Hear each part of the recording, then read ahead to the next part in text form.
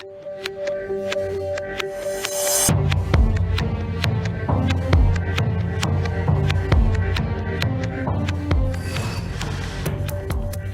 evening, I'm Dennis Ward. Welcome to APTN National News. In Nova Scotia, Passamaquoddy fishers came up from the state of Maine to harvest baby eels. Doing this despite a current Canadian government ban on the lucrative fishery, where they can sell for up to $5,000 a kilogram. They say their treaty rights have no border. Angel Moore brings us this story exclusive to APTN. These fishers are dipping their nets, hoping to fill them with elvers. But what they are doing is illegal according to the Canadian government. But Adam Newell doesn't care. But we have to continue this fight because our people died for it. Our ancestors fought and died for this, for us here today. And we're going to honor them. We're going to honor their deaths. We're going to honor that by continuing to fish in a very management way, in a very conservation way. On April 15th, the Department of Fisheries and Oceans banned harvesting elvers for 45 days due to violence and poaching. But Newell says treaties take precedence over colonial laws, as stated in the 17th century peace and friendship treaties. Fisherman Eric Francis says, "We use our treaties to fish all over, wherever we can, our ancestral lands. And that's a big thing, is allowing us to have the access, our children, our grandchildren, and so on." Not only that, Newell says the treaties were in place before there was an international border. Back, 300-400 years ago when the treaties were created, there was never a border for our people. We passed freely. The Passamaquoddy traditional territory includes southern New Brunswick and the state of Maine, and occupied the coastal regions, including the Bay of Fundy. Newell says, to us, there's our ancestral lands, our ancestral waters, and for the Passamaquoddy, the Passamaquoddy, it goes into Nova Scotia. Our Mi'kmaq relatives were always relatives of ours, so we would gather together, we would hunt together, we would fish together. For Peter Clement and his brothers, sons, and nephews, fishing is a family affair. We are all fishermen. We've been all fishermen most of our lives. I can remember back fishing black salmon in Quebec with my father, exercising these same rights that we have and always had. The fishery is controversial. Some say it is not a traditional fishery. Eric Francis says, "You can look on a bigger picture. We harvest veal. There's all kinds of different things that we harvest. People eat eggs. Those are undeveloped babies, right?" As the sun begins to rise, the elvers are kept in buckets with air pumps, so they are kept alive. The fishermen say they will keep fishing, and fisheries officers have stopped by, but no arrests have been made. Angel Moore, APTN National News, Southwestern Nova Scotia. Thanks, Angel. The term land back has echoed across the country for a few years. Now a parliamentary committee is beginning to study the issue, but calling it land restitution. Mohawk human rights and environmental activist Ellen Gabriel was the first witness to offer her thoughts Wednesday evening. The committee asked her how to pursue land back in urban areas. She suggested marking street names and places in Indigenous languages, or setting aside lands where traditional plants and medicines could grow. Gabriel said these simple gestures would be a start, but more is needed. We have been colonized for so long and it could take, another 150 years before we get to where we really want to go. But we need to discuss this amongst ourselves. I don't have all the answers, neither do you. But I feel like we're always spinning our wheels in the mud and just thinking about really tiny gestures when the public, society itself, is not educated as to their colonial history of the land that they're living on, or they're not even aware of the genocide that took place. To Winnipeg now, where a beating program meant to help incarcerated Indigenous women in and out of corrections has been limited with a new program. Now, supporters of the initiative fear there will be setbacks for Indigenous women when released from custody. Tamara Pimentel has that story. Marianne Sawicki beads every day. It's a craft she learned while incarcerated at the Women's Correctional Center in Headingley, Manitoba. Reconnecting with your culture, and it's very therapeutic. Yeah, I bead every day. I have people always messaging me what they want. I make a bunch of custom orders for a lot of people. She spent 7 months at Headingley, and in that time she sold her work through the Women Helping Women program, an initiative created by Sandra Burling, which connects beaders with buyers, returning all profits to the inmates. APTN spoke with Burling at a holiday trunk sale in December. You know, the fact that they are coming out of jail without anything and, you know, not having housing, not having support, not having medication, it to me is just really a desperate situation. But the beading program has now been limited by the Manitoba government. A statement from the province reads in part, WCC is transitioning to a new model and the beading craft will be continued in the facility in a way that will increase access for inmates free of charge, while alleviating concerns associated with the previous program. A provincial spokesperson would not tell APTN what those concerns are, but says now beadwork can only leave the prison during holidays, such as Mother's Day or Christmas. Beading is medicine to our women. It offers healing, empowerment, and pride. Manitoba NDP House Leader Nahani Fontaine brought the issue up on Monday to the Manitoba Minister of Justice. These women are seeking their financial independence through this beading program. Can the minister tell us when this program will be fully restored? The program is transitioning so that more of the inmates can participate in the program. The beads will still be the personal property of the inmates, so they can distribute it to those on special occasions. Sawicki, who is now a full-time beader out of incarceration, says the new program may cause setbacks and reduce the motivation to bead. They don't have anything to get out with, you know what I mean? Like, some of them just have the clothes on their back too when they get out. I don't think that's fair to take that away, because they're going to get out with nothing and then they're going to fall back to like getting in trouble, like with crime and everything, and end up back in the same situation they were already in. Tamara Pimentel, APTN National News, Winnipeg. Two new reports are taking a close look at how the Whitehorse Emergency Shelter is serving the community. Sarah Connors has the details. One of the reports found that the shelter is meeting the basic needs of the people who use it. It noted the shelter has an immediate impact on guest health and safety, like helping them access medical care and avoid the elements. The reports also found some guests don't feel safe staying there, especially women. One report noted stakeholders also reported that people trying to stay sober don't find the shelter to be a conducive environment for their recovery and try to avoid the shelter.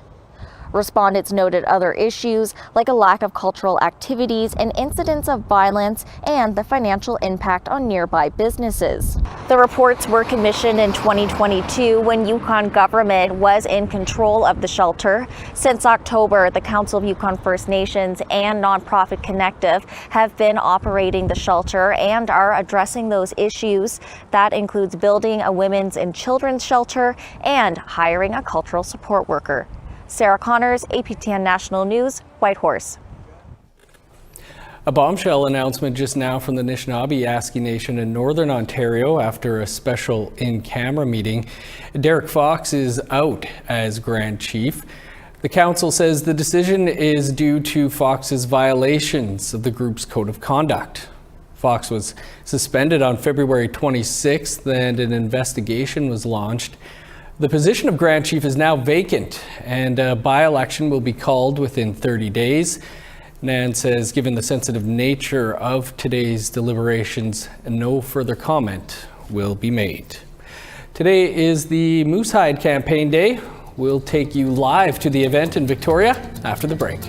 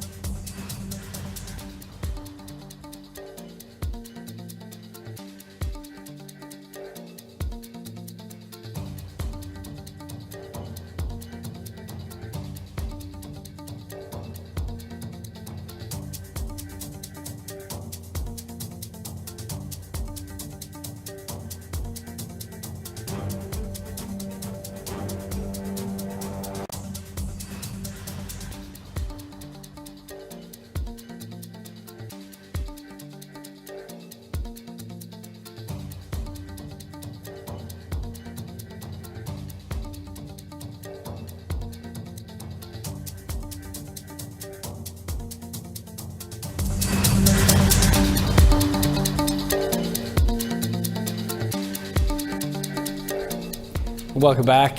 Cases of HIV, the virus that causes AIDS, is on the rise in Manitoba. Advocates recently held a rally in Winnipeg to push the provincial government to intervene. Sav Jonesa has more on the issue. A spike of confirmed HIV cases in Manitoba has advocates calling on the provincial government to act quickly. As according to one report by the Manitoba HIV program, the rate of new cases grows to 3 times higher than the national average. We need a provincial-wide strategy for Indigenous people around HIV and STBBIs. Albert McLeod is the director of Two Spirit Consultants of Manitoba. At a recent Winnipeg rally held by advocacy group ACT UP Manitoba, he said the spike is a product of systemic anti-Indigenous racism. We need our government, whether it's Liberal, NDP, or Conservative, or whichever government, to understand this is a global pandemic of HIV, and it's been around for 40 years, and it should not still be happening in Manitoba. We're a first world country, we have tons of money, and yet what's been given around safe injection, harm reduction, and HIV is a drop in the bucket. The report, called the Manitoba HIV Program Report, shows that people living with HIV in the province grew 52% between 2018 and 2021. And 73.4% of people referred to the Manitoba HIV program self-identified as Indigenous. According to the report, the most common ways for acquiring HIV was through heterosexual sex and injection drug use due to needle sharing. Thomas Linner, the provincial director for the Manitoba Health Coalition, says the HIV spike is a public health emergency. More than one person a day dies of an overdose in Manitoba. Just about every day, another person is identified as being HIV positive. We need to take real concrete action to address this public health emergency, and the game playing by this government has to stop. A provincial spokesperson said they are aware of the increasing HIV numbers and that taking action is a top priority. They state they are continuing to invest in several initiatives, including provincial funding for an Indigenous-led testing and treatment program for urban Indigenous people in Winnipeg. Advocates demand for funding for province-wide HIV awareness and prevention, like supervised consumption sites. You need the prevention tools, the harm reduction tools in place if you know there are cases of HIV, whether you're rural, urban, northern, remote, or unreserved, right? That message has to get out there. And you can drive from Winnipeg to Thompson, you're not going to see a poster about HIV prevention. Right, so it's that attitude of that it's no longer important is false, and we need to get the message out there. Sav Jonesa, APTN National News, Winnipeg. Today marks the 12th annual Moose Hide Campaign Day, an event to raise awareness against violence against Indigenous women and girls in Canada. Our APTN video journalist Tina House joins us from the event. Thank you. We're here in downtown Victoria and it's Moose Hide Campaign Day. Joining me today is Brandy Morin, author, journalist extraordinaire. Brandy, welcome to the West Coast. Tanse. Hi, thank you for welcoming me. So you wrote a book last year called Our Voices of Fire. Can you tell us a bit more about that book?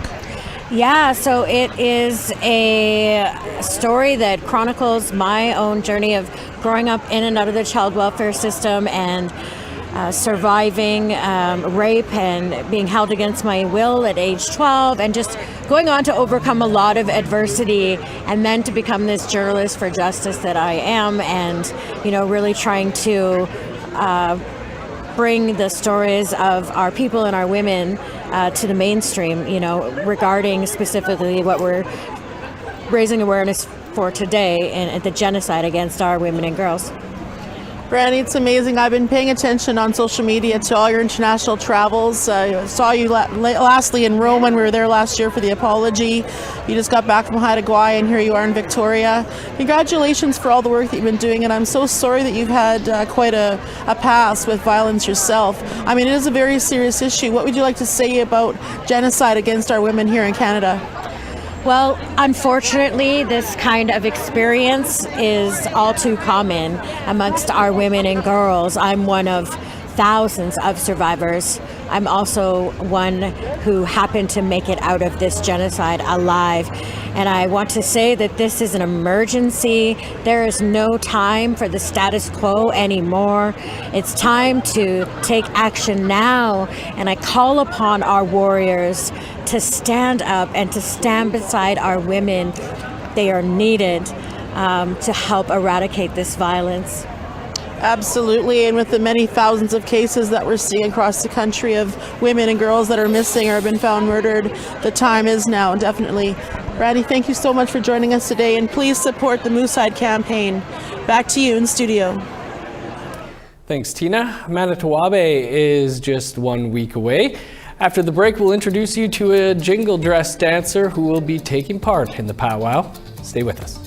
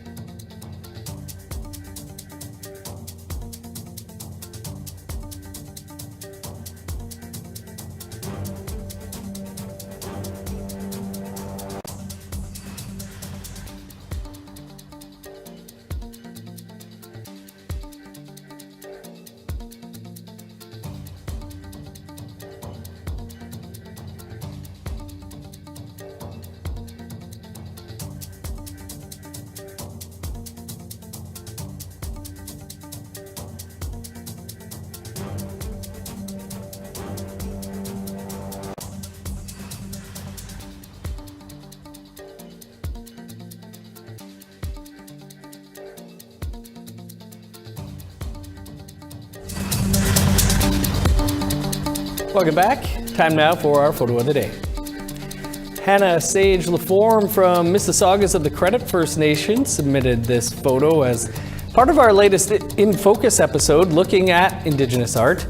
Hannah says she created this piece to honor all mothers and caregivers for Mother's Day, which is coming up this weekend. Great work, Hannah. You can check out more of the art that was submitted on the latest In Focus episode over on our website, aptnnews.ca. And if you want to be featured as our photo of the day, email your pictures to share@aptn.ca or tag APTN News on Instagram. Now let's take a look at tomorrow's weather forecast. Starting on the East Coast, 24 for Halifax, showers and 25 in Fredericton. Rain and 12 in Kuujjuaq, snow and +4 in Nain. 25 above with rain in Montreal, 19 and showers for Val-d'Or. Cloudy and 21 in Sault Ste. Marie, showers and 24 in North Bay. 21 and cloudy in Thunder Bay, sun's out and 22 in Sioux Lookout. 16 for God's Lake, 22 in Norway House. 17 for Barons River, cloudy and 24 in Winnipeg. 16 with showers in Regina, rain and 21 in Saskatoon. 24 in Meadow Lake, 20 with rain in the Ronge. In northern Alberta, 27 with showers and high level rain, and 28 for Fort Mac. 23 with showers in Edmonton and Lethbridge. Sunny, and 23 for Vancouver and Victoria. Sun's out, and 24 in Prince George. Cloudy, and 20 for Smithers. 7 in Old Crow, rain, and 16 in Whitehorse. 20 with rain in Yellowknife, 25 in Wrigley. +1 with snow in Sax Harbor, 4 above for Paulatuck. 1 in Chesterfield, cloudy, and 8 for Arviette. -6 with snow in Resolute, 5 below with snow in Arctic Bay.